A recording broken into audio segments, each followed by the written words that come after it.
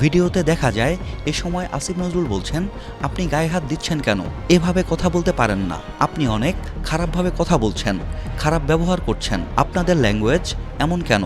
আপনারা আসেন, কথা বলবো। তখন হেনস্থাকারীরা বারবার তর্ক করতে থাকেন। তাদের একজন বলেন, আমরা বাংলাদেশের সাধারণ মানুষ, স্বাধীনতার পক্ষের লোক, আপনারা বিপক্ষের লোক। পাকিস্তানি রাজাকার বাংলাদেশ জয় বাংলা জয় বাংলা জয় বাংলা সাবধান।